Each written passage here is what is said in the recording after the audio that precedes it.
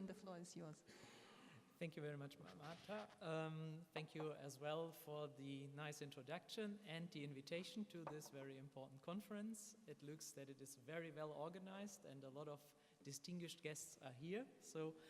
And I try to prepare something related to the project, but also related to your conference about the eSense project and also related to the place. And what I learned in school is that we have at least some common roots between Riga and Germany, because Johann Gottfried Herder, one of the poets, a German poet, went from Germany in the ancient times to Riga, and one of his famous and first very popular articles on the diligence of several learned languages was published in Riga. So he becomes well known after his first article published here in Riga.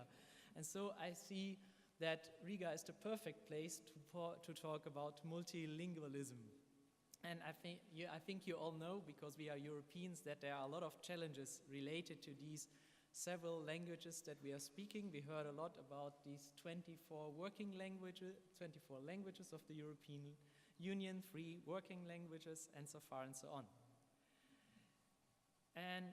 But also I think the topic of this panel is to give you an idea what public services can do and what we are doing in the European Union about this topic and how we can support you in your daily business and what we are doing about standardization and development related to this area. And one of the things that the European Commission together with the member states is doing is developing standards in so-called large-scale pilot projects. And the idea of these large-scale pilot projects is to develop sustainable and extensible technical solutions, technical standards that can be reused in several areas. And the common idea of this is to develop so-called software building blocks for secure transport, secure eID and e-signatures, but last but not least, also semantic interoperability, because we are speaking these 24 different languages and we have to exchange the information, we have to exchange the content. Just to give you a brief overview about the eSense project, it started in 2013. It's a 3-year project. We have a 27 million euros budget, co-financed 50% by the member states and 50% by the European Commission. We have around 100 partners in this project from 20 countries. We have 60 ministries, 20 organizations like universities, and 20 representatives of the IT industry.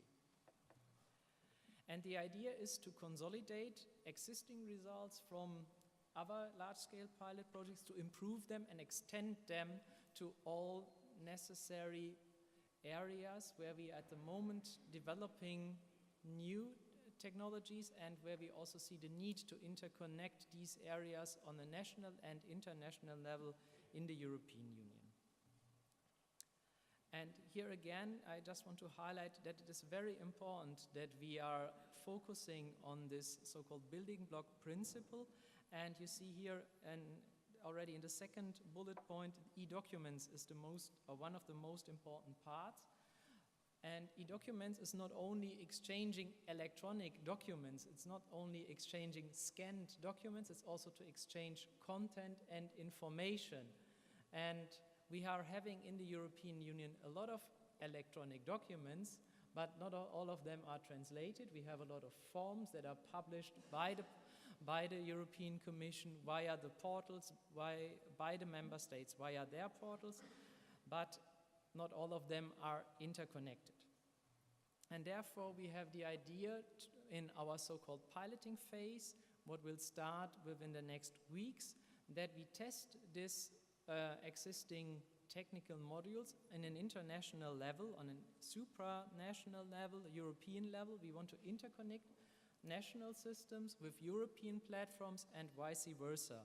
And we want to test these in real-life scenarios.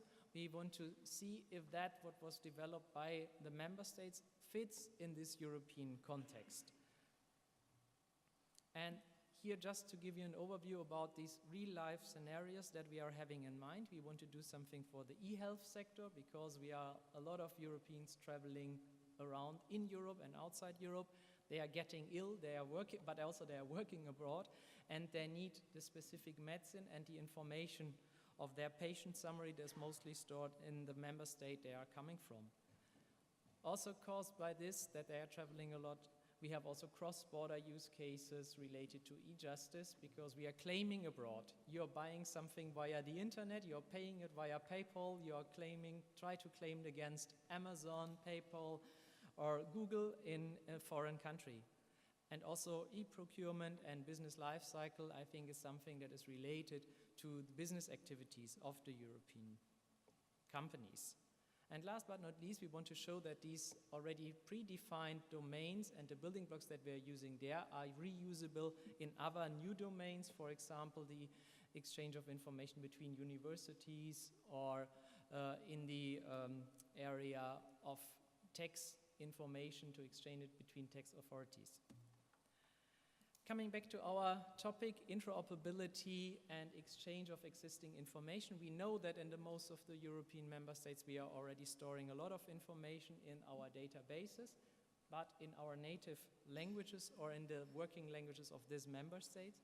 And these data should be reusable in a foreign country, or they should be reusable if you are typing in this information in one of the portals. And therefore, we are here having this, what you see here as one of the important layers, the semantic interoperability layer and the semantic alignment layer. And therefore, we are creating schemas to make it possible to exchange the information between the different existing sectors and between the different European countries. I think a very good example related to this is the European e-justice portal. It is provided by the European Commission in collaboration with the European member states, and you see here that we are having this so-called dynamic forms that can be filled by legal practitioners, citizens, companies, and we are creating their electronic documents, and these electronic documents should be reusable on a national level. They should be addressable to the responsible member state, and therefore we need these three different layers inside the electronic documents. The payload level and the payload layer, the metadata layer that we can address the information, security and content layer. And therefore we need the possibility to translate the information. The most of these information in the documents can be described or are already described by forms. At least that's what is published in the European e-justice portal. They are publishing all the official forms that are regularly defined in the annexes to European directives and European regulations. But the content has to be translated as well because, for example, the competent court, the competent authority must be able to understand what the customer, the citizen wants to do with the court, what he's claiming for.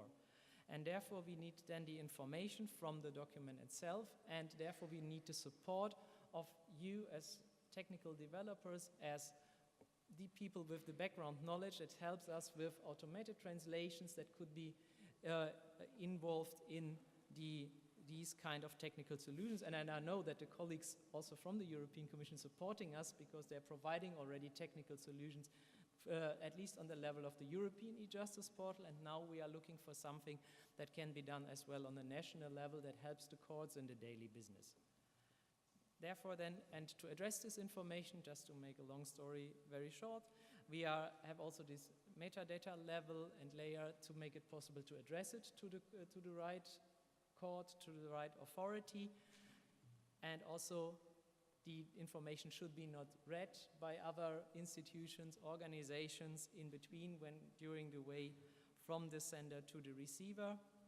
And therefore we are having this nice high-level architecture that I don't want to go into the details for and don't want to explain you, but this shows you that we are having on the one side the same technical elements as on the receiving side, and we are encrypting everything, but we are also reusing as much as possible of the structured data that are provided via the portals and via the member states. All these technical solutions that we are developing are based on common standards, on industry standards.